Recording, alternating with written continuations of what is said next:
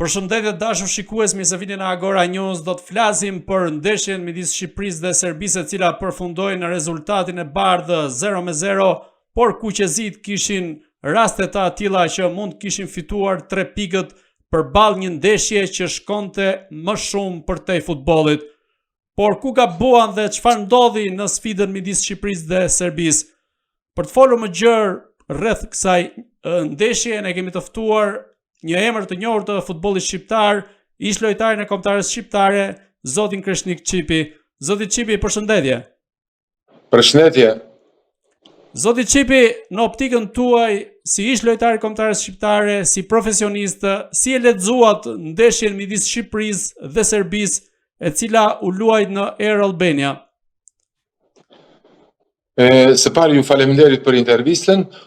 Unë do të thosha që ndeshja e djeshme ka qenë nga ndeshjet që unë kam shijuar më shumë. Dua të them që loja e ekipit tonë është përmirësuar shumë në ato drejtime të cilat janë më të rëndësishme tek garancia e lojës. Unë këtë e kam parë dje, nuk mund të them për herë të parë, por në rastet e rralla. Them se Silvinho shfrytëzoi në mënyrën më të mirë të mundshme gjendjen e individëve që kanë në dispozicion. Mos të harrojmë, ne jemi të pakënaqur sigurisht nga rezultati. Të gjithë, unë, ju, të gjithë bashkë, ne donim me patjetër të fitonim dhe ishte mundësia, dje ishte mundësia si asnjëherë tjetër. Po mos të harrojmë, sepse kishim përballë Serbinë, që ka traditë në futboll, ka lojtarë shumë të rëndësishëm që luajnë në për ekipe, kur them luajnë janë lojtarë definitiv, sepse i kemi dhe ne futbollistët. Ata kanë në Premier League, në ligën e parë, në ligën e parë italiane si Vlahovic, për shembull, që është nga lojtarët kryesorë të Juventusit, apo Mitrovic që ka luajtur, edhe pse ka ikë tani në Arabi, ka luajtur në pjesën më të madhe të kohës, ka luajtur në Premier League, janë lojtarë tepër të rëndësishëm. Dhe mos harrojmë se futbollistat tanë, duke përjashtuar Berat Gjimshitin, që është të themi në nivelet më të larta nga futbollistat tanë që luajnë për klubet jashtë vendit, pjesa tjetër duhet janë lojtar modest në për ekipet ku luajnë, nuk është se janë lojtar titular ku luajnë rol kryesor, siç luajnë këta. Dhe ato e treguan më së miri dje, Mitrovicit vetëm një top i erdhi dhe rrezikoi fal portierit ton, fal Strakoshës, ju e keni parasysh goditjen me kokë, ishte një goditje mrekullueshme, një top i erdhi. Ky është lojtari cilësor. Dhe ne, prandaj them, e lavdëroj Silvinjon, sepse shfrytëzoi në mënyrën më të mirë të mundshme grupin e lojtarëve dhe gjendjen që kishin lojtarët, që ai kishte në dispozicion. Ne kishim një frym grupi shumë më të mirë dhe e meritonin fitoren, e meritonin plotësisht. Fati jon i keq nuk mund t'i vë faj, kujdo mund t'i ndodhi ajo që ndodhi me penalltin, s'po them pse humbëm penalltin. Patjetër që penalltia jepet gjithmonë lojtarit që është në gjendjen më të mirë atë ndeshje, që është emocionalisht i çliruar, se nëse lojtari ka ngarkesë të madhe dhe nuk është emocionalisht mirë, sigurisht edhe pse mund të jetë lojtar që ka gjuajtur gjithmonë penalltit, është mirë që mos ta godasi penalltin. Por në total dua të them këtë, që ne meritonim dje fitoren, unë jam kënaq dje me lojën, duke pas parasysh, po them edhe një herë, grupi lojtarëve që kemi ne në raport me futbollistat që ka ekipi serb. Sipas jush, kush duhet ta godiste penalltin dhe a duhet ishte Aslani një ndër ta, duke qenë se edhe tek Interi është nga lojtarët i cili godet më shpesh penalltit? Po, sigurisht. Me njerë sa ndodhi, menduam që Aslani duhet shkonte ta godiste. Pasi e ka goditur, ka një element të themi pak më të avancuar se të tjerët, është një dirigent, është një lojtar që luan topin në çdo situatë, është një playmaker në ekipin tonë. Dhe më e bukur se dije, Aslani ka qenë një nga ditët më të mira për mua. Ish momentet të themi të gjysmës së dytë, të pjesës së dytë, i cili për arsye të lodhjes, pasi konsumoi shumë, ndoshta kishte raste që në ato pasat e gjata nuk ishte se ishte 100% i sakt, po kjo ndodh, nuk është një gjë e madhe. Po që të dalim tek kryesorja, penalltia do ishte mirë, jo se humbi mana, se mund t'i ndodhte kujdo, po them edhe një herë. Po ne e dim që lojtari më të përshtatshëm për atë punë sot për sot, mos të them që është i vetmi, është ai personi që i gjuan, pasi edhe tek Inter, ai ka gjuar edhe tek Interi, jo më në ekipin tonë përfaqësues. Pikërisht. Aslani pra do të ishte. Si e keni parë Armando Brojen në këtë ndeshje, i cili duhet thënë i hapi shumë probleme mbrojtjes së Serbisë, teksa dhe në një inkursion që pati e nxori topin para portës dhe për fat keq asnjë nga lojtarët e kombëtarës shqiptare nuk u gjend për ta shtyrë në rrjet. Po, ajo ndodhi se të gjithë jemi befasuar me atë rast. Po ndodhi për një arsye. Armando do të jepte garanci shokëve më përpara që veprimi i tij në krahun e djathtë shkonte deri në atë pikë. E vërtet ai ishte që Armando e kapi gati vijën fundore, gjithmonë duke kaluar me maj këme. Nuk është se driblimi i tij filloi, të themi, që në momentin e parë me siguri, në mënyrë që të shoqëroi, ato nuk e kishin sigurinë, sepse kishte ndodhur dhe dy herë të tjera, po keni parasysh pjesën e parë që përfundoi një në fundore që kërkoi faullin, edhe një herë tjetër që u kthye mbrapa dhe e pasoi. Megjithatë, një sulmues i mirëfill, siç është Manaj në këtë rast, me se zbën duhet ta shoqëronte, duhet ishte brenda 5 metrëshit.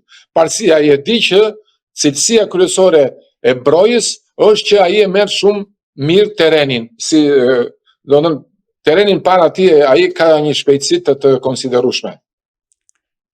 Në një reagim të tij pas ndeshjes, ish mbrojtësi i kombëtarës shqiptare Mërgim Mavraj ka deklaruar se kjo ishte një ndeshje që duhej fituar dhe jo thjesht një barazim. Ju si mendoni, a duhej fituar me patjetër kjo ndeshje, duke qenë se edhe u fry shumë sa i përket përballjes me Serbin, pra një kundërshtar me të cilin vinim pas asaj që ndodhi në Beograd?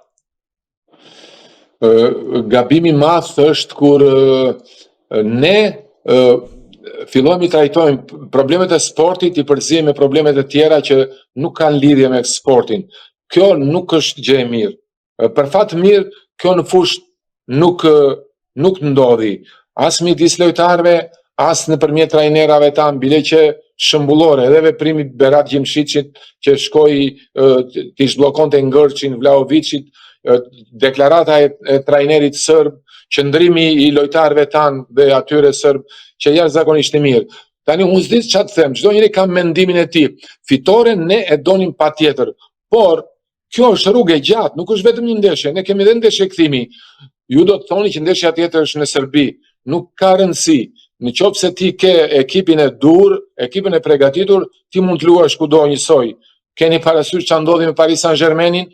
E rau brenda Liverpooli, eliminoi në mes Liverpoolit.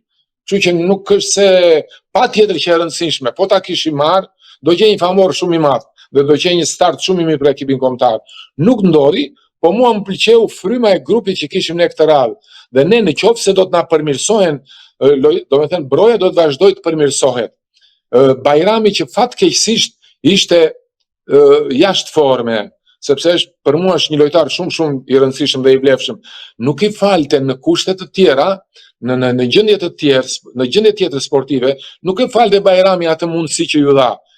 Ai dallohet për teknikën dhe për më tepër për goditjen.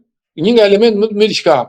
Fatkeqësisht nuk ndodhi ajo, nuk ndodhi rasti Brojës, kështu që ne po ta marrim në kompleks, ne meritonim, pasi rastet tona ishin shumë herë më flagrant se sa ato rastësitë që ndodhen me Serbin. Një herë që ndodhi goditja me Mitrovicin, apo më duket goditja një Samargjici, një rast më duket nga pasi bën një aksion diku nga 20-25 metra. Dhe vetëm kaq.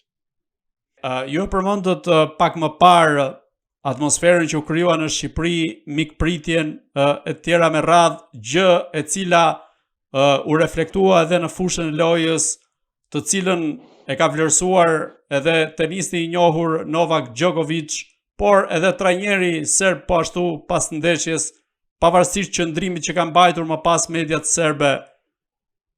Ju si e keni lexuar këtë atmosferë të shqiptarëve përballë Serbisë dhe a do të kemi të njëjtën atmosferë edhe ne kur të shkojmë në Serbi? Këtë të fundit nuk di ta them, sepse ajo varet nga ata, nuk varet nga ne, po unë them që qëndrimi jonë, sidomos i atyre që përfaqësojnë sportin në këtë rast, i federatës shqiptare, i trajnerit ton, i futbollistëve, i ambientit, ishte shumë i mirë, edhe qëndrimi atyre ishte shumë i rregullt. Unë e kam thënë dhe në intervistat që kemi bërë para, në asnjë rast nuk duhet ta përzijmë futbollin me politikën. Se më patëm bërë dhe njerë një pyetje para kësaj, po kur keni luajtur ju në Beograd, ishin të tjera kohra ato, nuk kishin lidhje me këtë kohë që jemi sot. Atëherë ashtu ishin punët, kampet ishin të ndara tjera me radhë. Është mirë që ne sportin ta bëm në funksion të qëllimit që ka sporti, për argëtimin dhe të themi për brezin e lirë të forcimit të organizmit dhe tjera me radhë. Zoti Çipi, të martën në 10 qershor, Shqipëria u thon drejt Letonisë ku do të përballet me këtë të fundit. Ju si e parashikoni këtë ndeshje, duke nisur që nga ndeshjet e mëparshme të kombëtares shqiptare, a do të bëjë të njëjtën lojë që bëri me Serbin, apo do të ketë një qasje tjetër për të marrë 3 pikët? Unë shpresoj që ti marrim 3 pikët, edhe e thash pak më parë që mënyra se si luajti ekipi më pëlqeu shumë. Ishte një grup. Futbolli është sport kolektiv. Sigurisht që individët kanë rolin e tyre, luajnë një rol shumë të rëndësishëm, po pa frym grupi nuk ka. Fatmirësisht ne e pam në këtë ndeshje. Nëse kjo do të ruhet edhe në Letoni, unë jam i bindur që ne do të kalojmë me shumë sukses. Një nga lojtarët kryesor, që është edhe kapiteni kombëtar, siç është Berat Gjimshiti, do të mungojë në këtë ndeshje, pra në ndeshjen me Letonin. Ju si e lexoni këtë mungesë? A do të vërehet shumë mungesa e Gjimshitit, apo do të kompensohet nga mbrojtësit e tjerë? Nuk e di nëse Kumbulla në çfarë forme është, nuk se kam iden, apo Ismaili. Nuk e di, janë në gjendje ato të dy, sepse nuk s'kemi një informacion në lidhje. Nëse Ismaili do të jetë në gjendje të mirë apo Kumbulla, unë them që nuk do të ndihet, pasi Beram Gjimshiti sigurisht që është një lider, mirë po dije nuk ishte në ditën e tij më të mirë, me thënë të drejtën. Po keni parasysh atë momentin e kartonit verdh, që është një gabim që nuk i falet që në mbrojtësit, për më tepër një veterani. Dhe do të thosha që në qendër ne duhet jemi të kujdesshëm. E theksova pak më parë, nëse do të jetë në formë Kumbulla dhe Ismaili, është mirë të aktivizohen, pasi në 4 shenjë mbrojtjes, që mua më pëlqeu në ndeshjen e dielshme, do të thosha që Ajeti ishte pak në nivel pak më të ulët se 2 ansorët, që ishin në ditë shumë të mirë, që të dy, dhe Gjimshiti sigurisht. Kështu që unë them nuk do ta ndiejmë, po që se këta dy do të jenë, Ismaili ose Kumbulla do të jenë në formë, nuk kemi për ta ndier. Duke u nisur nga performanca që ka dhënë kombëtarja shqiptare deri tani dhe ajo që ka përzgjedhur Silvinho me këtë grup lojtarësh, ju si e shikoni këtë ecurit kombëtares shqiptare dhe a do të arrijë dot të kualifikohet për në botrorin që do të mbahet në Shtetet e Bashkuara të Amerikës, duke qenë se tashmë 2 herë e kemi prekur Europianin? Po, prandaj dhe ndoshta Mavra i ka vënë theksin fitores me domosdo në ndeshjen e dielshme, pasi ne kundërshtar të drejt për të shkuar në botror kemi Serbin, pasi duhet jemi modest dhe duhet jemi edhe të vetëdijshëm që Anglia është Angli, sido që të jetë, duhet ka po grup dhe ne luftën për vendin e dytë e kemi me Serbin.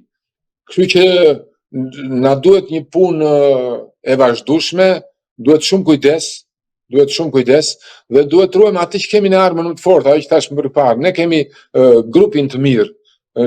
Nuk është se kemi individ të veçantë të cilët në momentet saktuara mund të zgjidhin me iniciativën e tyre personale. Zoti Çipi, unë ju falenderoj që ishit në Agora News. Faleminderit. Të dashur shikues, bashkë do shihemi në intervista të tjera, por mos harroni të bëni subscribe në kanalin tonë në YouTube.